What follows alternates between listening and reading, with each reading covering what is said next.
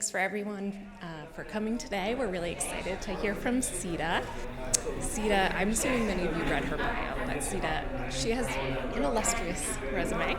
She worked at Sesame Street, she worked at Common Sense Media, now at GBH, she went to Harvard, so we clearly know that Seeta knows her stuff, and I'm thrilled to hear what she has to say today. Please help me welcome Dr. Seeta Pai.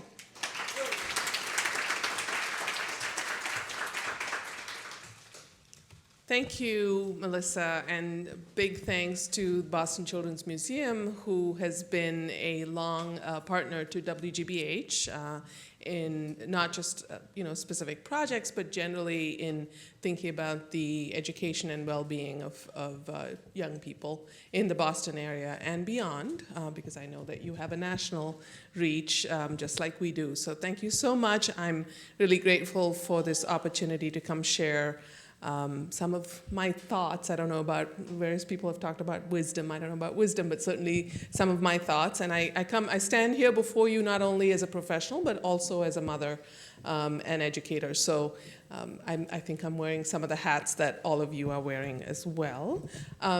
Before I launch into the talk, I always love to get a sense of who's in the room. So maybe if you could, by a show of hands, tell me how many of you are either parents to or working with the littles, the really, 0 to 8, let's say. Great. And how many of you have teens, either kids or grandchildren or, kids you're teaching? Wonderful. All right, so we have a nice range here represented in the audience. And I'll try to cover that broad range. As I said to Debbie, thank you, Debbie, who helped organize this talk, that I could do 5 talks about this topic and still not be done. There's so much here, so I'm just going to scratch the surface. So feel free to ask questions. I believe we have time set aside after my presentation for questions, and happy to take any that I don't get into. So really quickly, I just want to say that I'm not going to touch on policy issues in my presentation. I'm also not really going to get into kind of corporate responsibility, should Facebook be paying attention to what its users are doing, that kind of thing. I'm going to try to stay focused on what we as individuals, educators or parents can do with the kids in our care. And I'm also not going to get heavily into educational technologies, which is a lot of what I do in my day job. And happy to answer questions about that, and have a couple of colleagues here as well who can spread out and answer questions about that. So I'm not going to really get specifically into school-based technologies, although I'll show you a little sneak peek of some of our work there. So again, focused in on what one can do in a more sort of intimate learning space and home. So I put this up here. This is the Atlantic's cover from back in 2013. And it was emblematic for me of something that I see periodically in the news media, which some of us in the field call Techno Panic. The predominant feeling and stereotype is one of toxicity, that our kids' brains are turning to mush because of screens, or some other such stereotype or perception, or perhaps even experience. And I don't want to be Pollyanna about it, but I just want to point out that this is often the side we hear, at least out in the news media. But I wanted to pull it back in historical context, and I actually did some research on this. That it turns out that historically, going back as far as Socrates, at least in terms of what was documented, there has always been some fear anytime a new technology or tool is introduced. He thought reading and writing was going to cause people to lose their memories, was going to cause forgetfulness. When the printing press first came out, when the first printed newspaper came out, people thought, oh my goodness, this is the end of communication as we know it. There's not going to be any face-to-face, one-on-one interaction, and people are going to, just rely on the printed word and so forth. And on until today, where we worry about video games causing violence, we worry about social media causing isolation and so forth. And like I said, I don't really want to be Pollyanna about it, because I suspect, we didn't live in those times, but I suspect that we are facing a fairly unprecedented volume of digital interaction and data and trafficking with data. And as you can see, this infographic, Domo puts it out every year, updates it every year, looking at what happens in every minute of every day. And just to call out a couple of these, about almost 100,000 hours of video are streamed on Netflix in a minute. About 13 million texts are sent.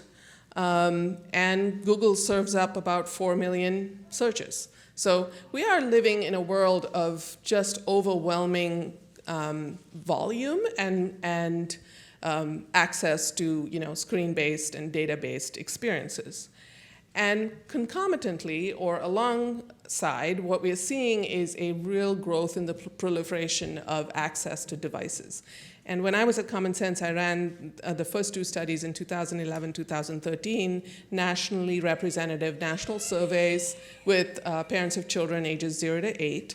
And there was not much figuring by way of smartphones and tablets, mobile devices back then, but you see just a year ago, smartphones have proliferated in the US to the point where they're almost ubiquitous, and almost 50%, I'm sure if we did the survey now, you'd find almost half the population of families with children ages 0 to 8 have a tablet that is dedicated to the child, which is pretty phenomenal if you think about it. And this kind of proliferation is kind of leapfrogged in a way that other technologies haven't in the past. And so what I'm going to try to do today is give you a quick snapshot of some of these data points around what we know nationally speaking, so you can situate your own experience. To give you a sense of what's happening nationally with young children as well as tweens and teens. And all of these studies are available online for free, so you can check them out yourself, because I can't possibly do justice to each one of them. And I'm happy to leave ideas of other ones to look at as well, because there's now a growing body of research here. And then I'm going to talk about what we have seen either through experience or through research in terms of correlations with what is the potential for media, the positive potential for media, as well as some of the known issues and pitfalls. And then I'm going to share with you some heuristics that I use to think about children's media use, and hopefully they will resonate and be helpful to you. Going into data on media use, I'm going to start with some definitions, some clarifications, because you see sometimes these reports are represented in the news media, and they don't really get into methodologically what's the definition of them. So when we look at media in these national studies, it doesn't just mean screen media. It also includes reading and listening to music. And when I'm talking about screen media in particular, I will try to point that out. When you see numbers or statistics around total time spent on media, they're not mutually exclusive. So sometimes a teenager might be watching television while texting, or working on the computer while getting on social media. So they might be toggling between different types of media use, just like we do. Or you're using media while you're doing something else. As you can see, one of my daughters is emptying the dishwasher while she listens to music. So when you see a total time spent, it might seem like, my goodness, that's a whole lot of time, but it's not a mutually exclusive block of time. The next thing I want to tell you about is average time spent. Remember that this is, when we report averages, they're across, and all of you know what those are, but just as a reminder, they're across an entire sample. So some children may not be using that particular medium much at all, and others are using it a whole lot. So as an example, teens across the US average about 25 minutes playing mobile games across the entire sample. But when you look exclusively within those who are actually reporting playing any mobile games at all, the amount of time goes up to more like over an hour. So again, keep in mind averages, keep in mind that we're talking about multiple media being used together sometimes, or alongside. You're riding the bus to school and you're listening to music, or texting your friends, etc. So those are some definitions to keep in mind. Okay, starting with media use 0 to 8, and this is a bit of an eye chart. I'm not expecting you to, it'll come up in a second. I'm not expecting you to read every number on that, but I wanted to give you a sense of some trend. And this same study was repeated with different populations so a cross-sectional study every few years. And what you'll see that despite this proliferation of media devices that we talked about earlier, and content and opportunities to engage, the total time spent on media has stayed more or less steady over the past 6 years. So it's about 3 hours all told, of which over 2 hours is with screens for children. This is each day, an average each day for children ages 0 to 8. Despite all the concern about mobile media, it's a platform. Video viewing is still the dominant media activity. Whether now, of course, more of that viewing is shifting to mobile devices rather than a TV screen. As you can see, it was 21 minutes per day on watching video on a mobile device compared to in the past when there weren't so many mobile devices. But video viewing is still king, and that's what children are spending most of their time doing with media at this age. And this is, of course, across the entire sample. We're talking about an average. Now, once you start digging deeper, and this is one of the things that I hope you'll take home, is that there's a great amount of diversity in young children's media use.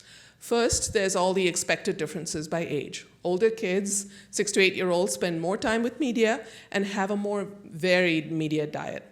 Younger children are being exposed to video, but much less screen time overall. So under twos average about 1.5 hours of media time, of which about 40 minutes, apparently, across the country are spent on video, and the rest is reading and music.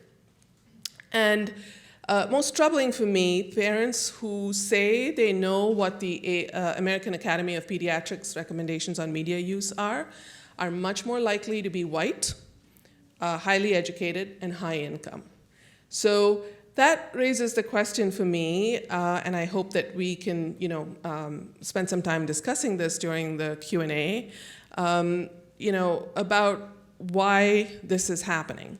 As you can see in the chart, children from low-income homes are consuming more screen time each day, over an hour more than their wealthy counterparts, and they're doing less reading, but spending a lot more time listening to music.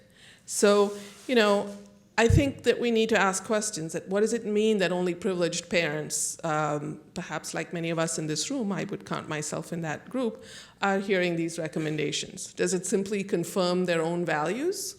Is it because we have more access to certain kinds of care? Are we as educators and professionals projecting our own values onto others? Or is the story somewhat more complex? For example, the low-income single mom who may not have the wherewithal to afford expensive childcare or after-school enrichment. Media are her only alternative. As Dan Anderson, kind of a grandfather of research on children's media use from Amherst, said, media may actually allow that mom to engage in other behaviors that contribute to the health of her child. So for example, it allows her to make a nutritious meal instead of driving to doing a fast food drive-by. So before we paint all children with the same brush, and before we make pronouncements about media use, it's worth thinking about, I think, and having a discussion about diversity in media use. All right, moving on to tweens and teens. Any guesses about how much time is spent each day on media by teens? Throw out any answers? 5 hours. 5 hours? Anyone else? 3.5? Okay. I should also specify, which I didn't earlier, that these have to do with media use in the home. None of these are talking about time spent on screens in school. So the number is closer to 9 hours. You may have heard that teens spend 9 hours on media soundbite. And this is the study, which I ran when I was at Common Sense, that it comes from, except that most press accounts don't get into the nuance, which is where the real story is. So looking at the very general average picture, video is still king across ages, despite all the talk about social media, et cetera. both tweens and teens, so 8 to 12-year-olds and 13 to 18-year-olds are still spending a lot of time watching video. And teens, and appropriately not as much tweens, are spending more time using social media. But look at how high listening to music is, really high up there in terms of media use. And so again, a reminder that kids are doing what we call media multitasking, which is they're watching video and doing something else with their phones at the same time. And in this same study, we found that half of all teens say they watch TV often or sometimes while doing homework. Half say they use social media while doing homework, and 3/4 say they listen to music, which they also report helps them concentrate. And so, what we're looking at here are average and generic pictures across all teens and across all media. Now, in these pair of charts, compared to just averages, you start to see some variation. So, for example, in the blue chart with the tweens, something like 34% are spending 2 hours or less with screen media each day. And then there's various other slices of the pie charts in terms of media use. So if you look at an average, it obscures these differences within. Yeah, you have a question? When you're talking about non-school time media use, are you including homework in that? Work that they're assigned and told that they have to do on their computer? Is that Yes, so in the study, we differentiated. So we asked, when you're using media not for homework or schoolwork purposes. Right, yeah, that's not included in this chart. And so that was asked separately.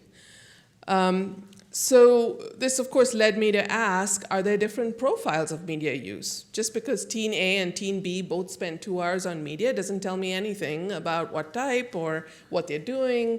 And so what we did is we analyzed data for underlying factors or groupings to come up with a typology of media use. And what we found are 6 mutually exclusive types among tweens and about 5 among teens. And what among tweens, it was light users, so those who actually, all of them are watching video to some degree, but light users don't do much of anything other than a little bit of music listening and video viewing, but they're not playing games, they're not reading, they're not doing much of anything else. Video gamers who are doing a lot of gaming, and social networkers who are spending a lot of time on social media, mobile gamers, readers who are doing mostly reading, and then heavy viewers who are watching a lot of video, something like 5 hours on average. So look at the big differences between these types. And they sort nicely into and correlate highly with what they state their favorite medium is. But they also correlate with access to that particular media type. So for example, kids who are heavy viewers are much more likely to have a TV in their bedroom. Now, we're not making a causal inference here. They're correlated. It might be that the kid likes to watch TV and so ends up with a TV in the bedroom. It might be an income-related issue that you don't have enough room, so your bedroom functions as your living room as well. We don't know for sure because there are income correlations as well. So, and then, of course, you're starting to see some of the predictable stereotypes which may actually are being borne out in data. So, for example, girls are much more likely, or social networkers are much more likely to be girls, gamers are much more likely to be boys, and so forth. And once you start to see this diversity, you start to question, 9 hours of media for everyone.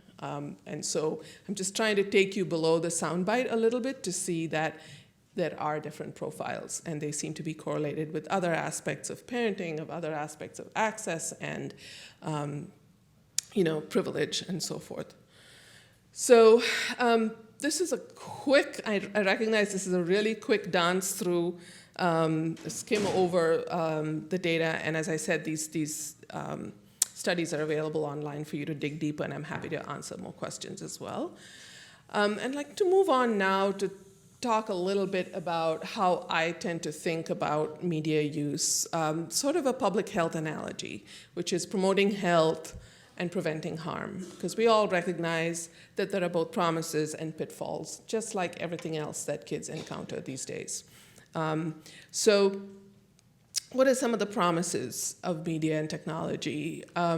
Obviously, it's a great utility for all of us who use it. We know that it allows us to do certain things more efficiently or better, or even just do them, which we couldn't before. Media and technology can also provide access for those who may have disabilities or other kinds of barriers. So visual manipulation, for example, has found to be particularly beneficial for kids on the autistic spectrum. There are other benefits of interactive digital media for kids with learning difficulties, for example, programs to help kids with dyslexia or attention issues. And well-designed interactive games, as well as excellent television, can offer learning benefits. Social media, as you know, can offer connection, and for kids who are, teens who are beginning to build their identities, it can help with identity development, provide validity for their, developing identities. As far as learning goes, obviously, media can give you access to phenomena or to places and people that you may not be able to have access to in your own environment. Increasingly, we are seeing how media can be used used in the right way, can be fashioned toward civic engagement and social good. So, obviously, these are some of the potential benefits and promises of media, but there are also several pitfalls. And I just pulled out a few here, but these are the ones that seem to have some research backing or have been identified as a particular issue. Obviously, excessive screen time, excessive any kind of time to the exclusion of everything else is a problem.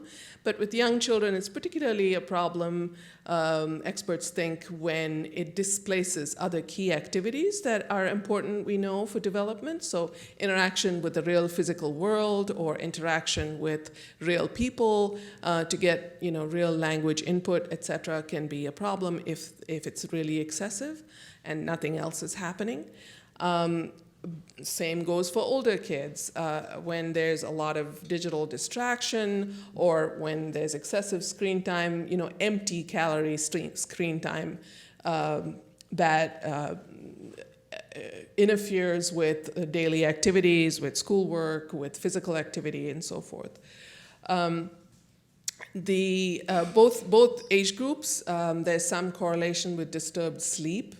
With young children, it has to do with excessive media use just before bedtime.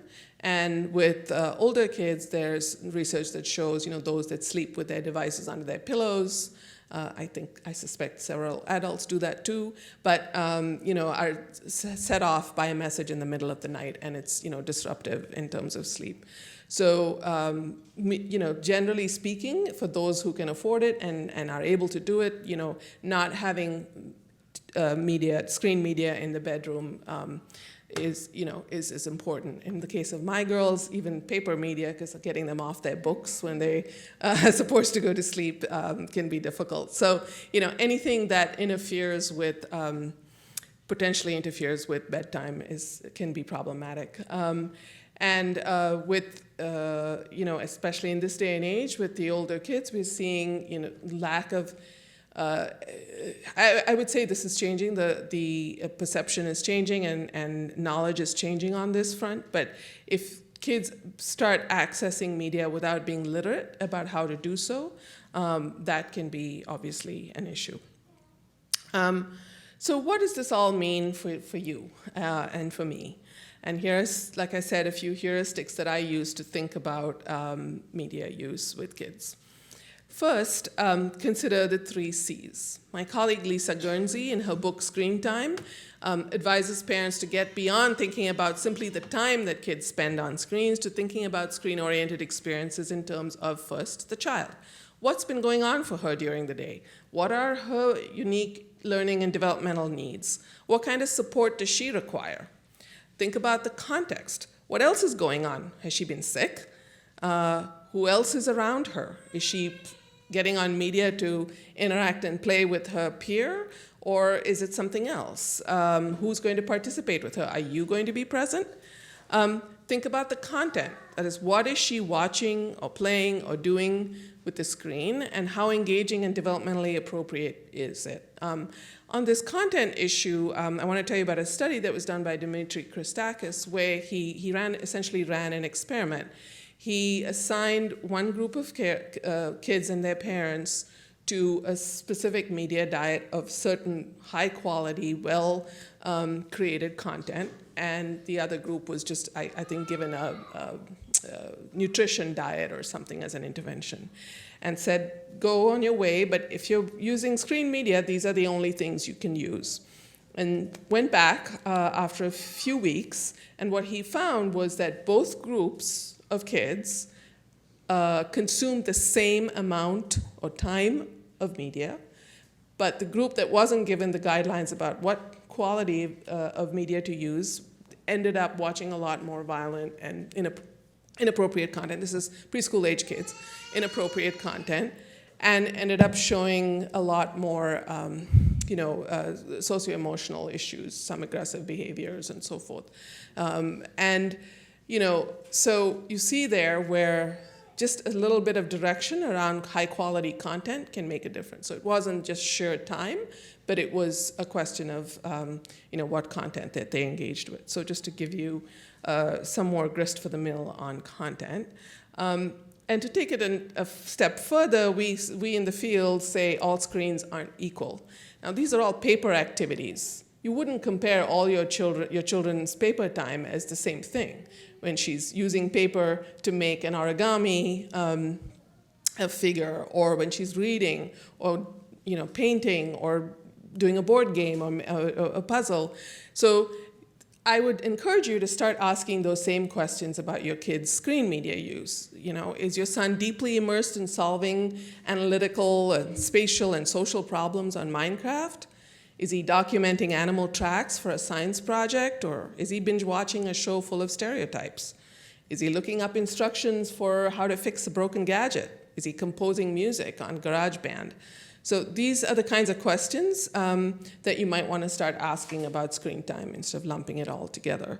And we all know that there's a lot of mediocre content out there, and only a handful of products that are both engaging and enlightening and educational. And they may not be what you think they are. So that's just something I wanted to put out there.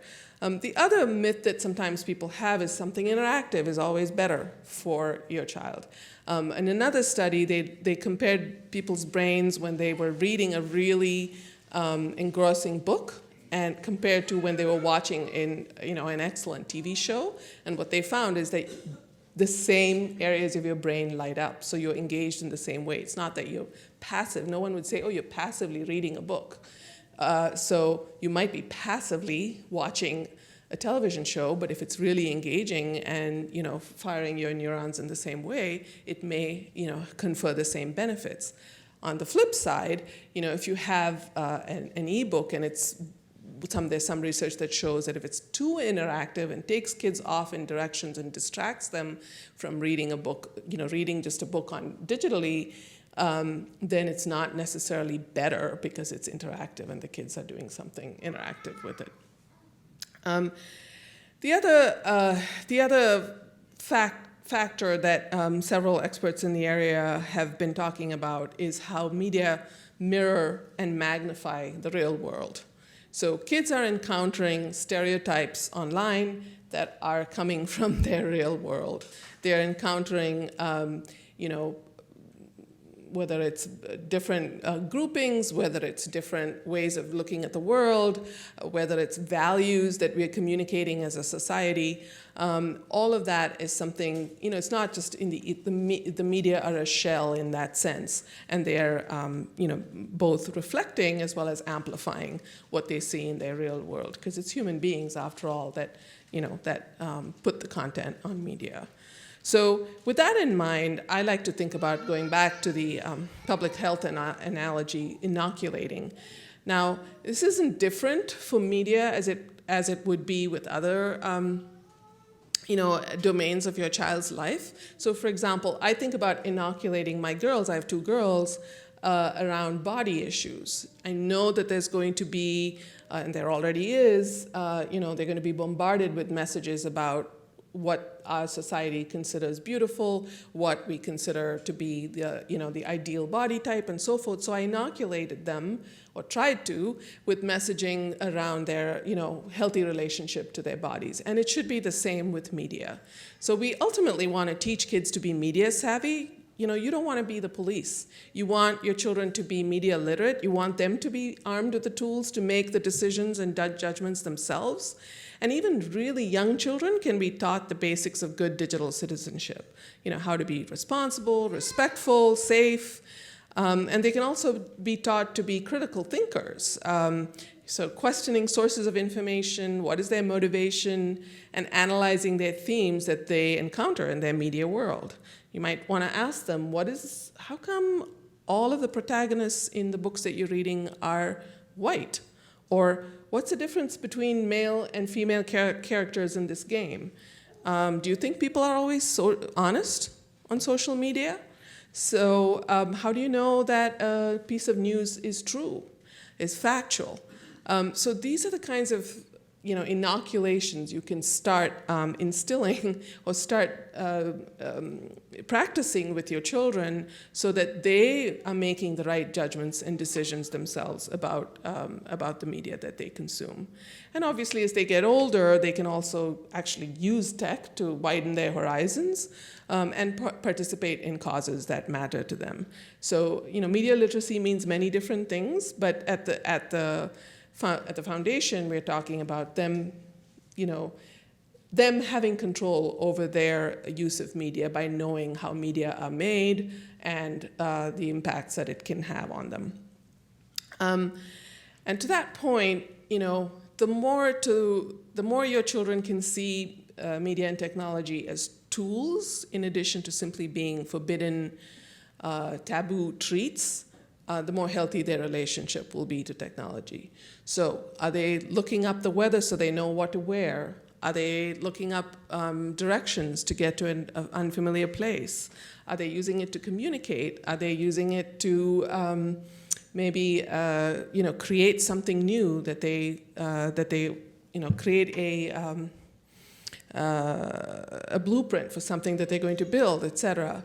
So the more they can see that you use media and technology, where appropriate, as a tool, and not just, this is something you get if you do everything else, or this is something that I'm going to take away because you didn't behave.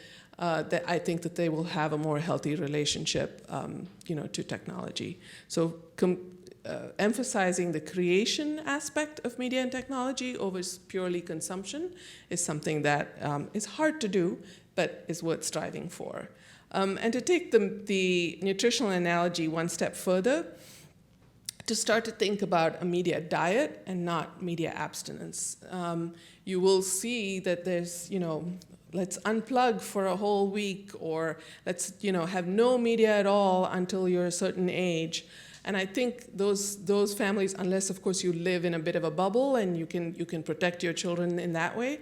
And it's also, I think the part of me, as Melissa said, that cares about underserved kids. I get a little frustrated with that kind of approach, because that all or none approach is really a social justice issue. Now, if my kids don't access computers in school and so forth, they're going to be okay because I'm going to teach them a lot at home. But for many kids, it's a social justice issue, and we're creating a further digital divide by saying all kids shouldn't have access to media and technology.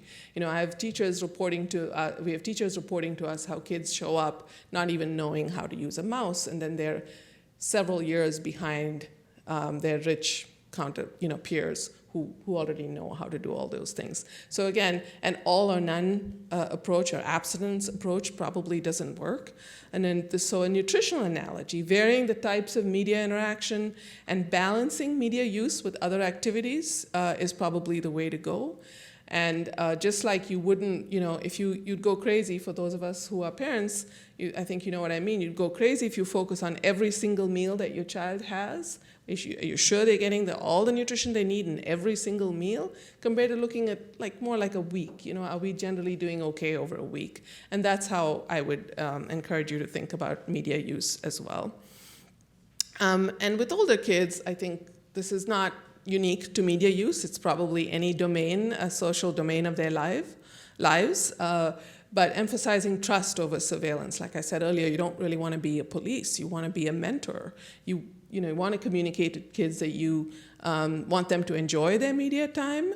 And so, of course, this is incumbent on us as the adults to be informed and get involved. There's lots of sites out there that provide this information. In fact, even PBS and media producers are getting in on the game of giving you information about media literacy and what the latest technological developments are, but there are also, third-party sites and services that do that, Common Sense Media being one of them.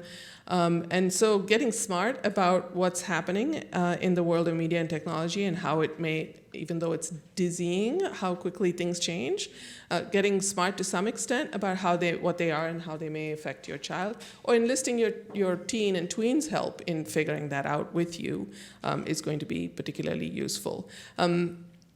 So obviously with the really young children, staying involved as much as you might and in other activities is pretty key. So playing with them when you can, talking about what they're using, and with older kids, having a sense of what's going on in their lives that may be reflected, that may be mirrored and magnified on their social media is also important. And finally, but certainly not the least, walk the walk. As with everything else, kids will pick up on what you do and not what you say if you don't do what you say. Another Common Sense study in 2016, 41% of teens reported that they felt their parents were distracted by phones when they were together as a family. And Ellen Wartella, who is a professor at Northwestern of children's media, did this study where she typified parental use, media use, into three groups: media-centric parents, media-moderate, and media-light parents. And lo and behold, parent media use was highly correlated with kids' media use. So in other words, I guess what I'm saying is, if we're shutting down kids' media use, but we ourselves are on our phones a lot, or, kids find us engaging in distracted screen behavior while driving and so forth, then that's what they're going to pick up on and not, what we are telling them not to do. And finally, someone said to me, started by saying, am I doing this right? And I'm here to tell you, you probably are, because at the end of the day, every child is different. Even my two kids are completely different from each other in their ability to turn off, in their compulsiveness to use something or not. So I think that, focusing on what works for you, and if you're worried and if you feel like it's problematic, and there's some signs to watch for, like if your child gets really mad, if you take away the technology, or if it's interfering with sleep and with schoolwork and with friends and peer relations. If there are issues like that, and you've tried all of these heuristics and there are still issues, then you have a right to be concerned. Talk to your pediatrician, talk to school counselors and so forth, and see what can be done further.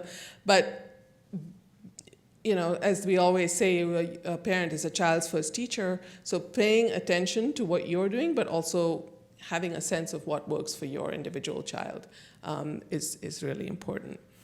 And I am from GBH, so I'm going to end with some examples of just a couple of snapshots of media. And this is one thing, if there's one thing you can do in terms of selecting content, making sure you, for the younger ones in particular, that you are looking at producers who have mission in mind and who have enlightening and education in mind is is a good way to go. And we are competing against, all of the commercial entities, so we know that we need to be engaging and interesting to children, otherwise we've lost them. I wanted first to mention, a property that we actually partner with the Boston Children's Museum on, which is Peep in the Big Wide World. And this is a NSF-funded, fully bilingual English-Spanish site and suite of mobile apps. And it's about exploring science for young children as well as their caregivers. And it's online, it's on mobile, and it's also involves getting off-screen and learning about science phenomena and practices off-screen. You've probably heard about some of the top PBS shows.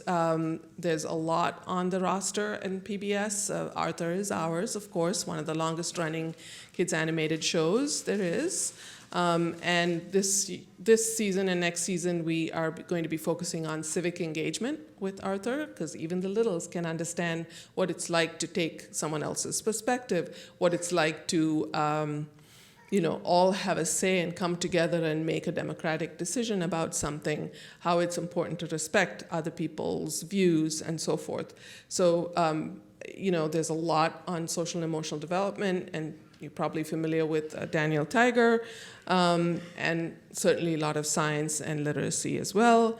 One of the favorites in our home is Sci Girls, which is out of Minnesota Public Television, and they have female scientist role models and a diverse set of girls each time exploring scientific phenomena, doing science, if you will, and lots of their episodes are available in Spanish, and they also have an online component.